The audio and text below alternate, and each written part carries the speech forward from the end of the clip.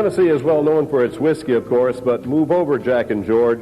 There's a new product on the market. I'm Al Vex, and we'll show you what that is. Well, next we've got a made-in-Tennessee story that may surprise you a bit. Al Vex has taken us to the little community of Kelso, where a new variety of distilled spirits is being made. It's one you'd expect to find in Jamaica, but not South Central Tennessee. Tennessee is famous for many things. You have barbecue in Memphis, the Opry in Nashville, and then the Smoky Mountains to the east. And then there are the two most famous names in the state, Jack and George. That's Jack Daniels and George Dickel, two of the most famous whiskeys on the market today. But we might soon be able to add Prichard to that list. No, we're not talking about whiskey here. We're talking about rum. That's right, rum. Phil Prichard, along with his wife Connie, and their sons Phil Jr. and Seth, have cranked up their rum production facility in Kelso, a small community in Lincoln County in southern Middle Tennessee. Now, all of this brings up a number of questions, not the least of which is, why? Well, it's something that looked like it would be fun to do. My background was always in manufacturing and sales, and so it was a very natural evolution when I decided to go in the business of making rum, that this would be a good vocation to pursue. When we started looking into going into distilled spirits, we realized that the demographics were very much in favor of rum. Rum was increasing in sales at the rate of about 3% per year over the past 10 years, whereas many of the other distilled spirits are declining in sales. People are drinking wine, but they're also drinking premium beverages. The quality of the water is a driving force behind several beverage makers, whether it be a certain beer in Colorado or even the whiskeys here in Tennessee. And that can now be extended to the decision of bringing rum to Kelso. We get all of our water from a spring nearby called the Teal Hollow Spring, and it's one of the finest sources for water, I think, in this part of the country. Besides the water, the basic ingredient is what? Al, the best ingredient is the best molasses. That's the secret, one of the primary secrets to our molasses here. I want you to taste this. This is just like molasses that you put on your cornbread and buttered. Well, isn't that wonderful? Boy, that is good. That's smooth. Takes good molasses to make good rum.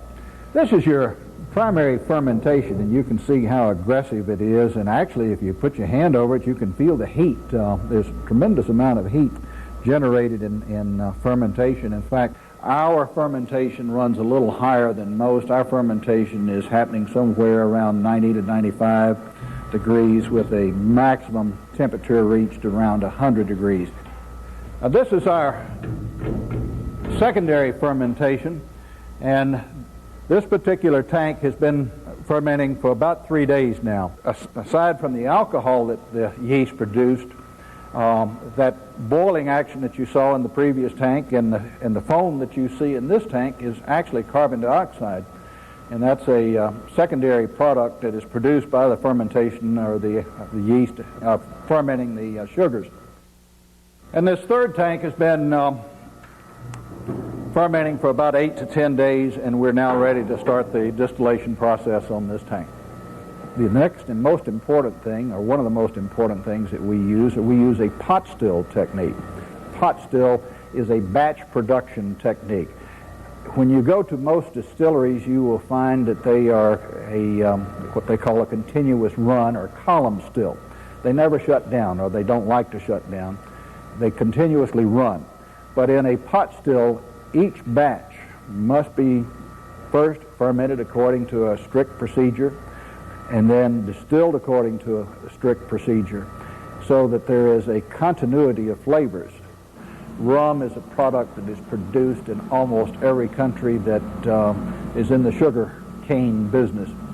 Most rum is made from blackstrap molasses. Blackstrap is the residue from the sugar refining industry. It's a very harsh, strong molasses, and in my opinion, if you're going to make a premium product, you need to start with a premium molasses. Folks might ask the question, why are we making rum in Tennessee? Well, It's much better to transport the molasses to Tennessee than it is to transport the water to Louisiana or wherever else. The key ingredient in a good premium quality rum, as far as I'm concerned, is the barrel. Trees are in the business of making sugar. And when you burn this, what you're actually doing, just like you would sugar on your kitchen stove, when you burn it, it turns into a natural caramel. And that's where the natural flavors and natural color of a good premium distilled beverage comes from. I think that this distillery in its present configuration is just about where we need to be.